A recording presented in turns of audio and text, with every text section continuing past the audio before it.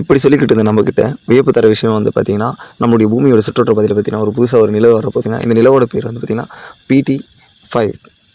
இது வந்து பார்த்திங்கன்னா ஒரு விண்கல். இந்த விண்கல் வந்து பார்த்திங்கன்னா கிட்டத்தட்ட 57 நாட்கள் வந்து பார்த்திங்கன்னா பூமியை வந்து சுற்றுவட்ட பாதையில் வந்து சுற்றப்போகுது. பூமியை செப்டம்பர் 27 முதல் நவம்பர் 25 2024 வரை பார்த்திங்கன்னா இந்த கோள் வந்து சுற்றப்போகுது.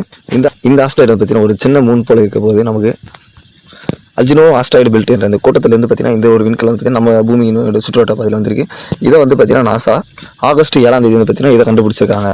முதல்ல இதை என்ன நினச்சாங்க, மிகவும் ரொம்ப சின்னதாக இருக்குன்னு சொல்லி நினச்சாங்க. பிறகு வந்து பார்த்திங்கன்னா இது நம்மளுடைய சுற்றுவட்ட பாதைன்னு வராதுன்னு கணிச்சாங்க. ஆனால் எதிர்பார்த்த விதமாக வந்து பார்த்திங்கன்னா நம்மளுடைய சுற்றுவட்ட பாதையில் முடியாத விதமாக வந்து பார்த்திங்கன்னா இந்த விண்கல் வந்து பார்த்திங்கன்னா நம்மளுடைய சுற்றுவட்டத்தில் வந்திருக்கு. வாங்க செப்டம்பர் 29 நடக்கின்ற இந்த அரிய நிகழ்வு வந்து பார்த்திங்கன்னா எல்லாரும் ஆணில் பார்க்கலாம்.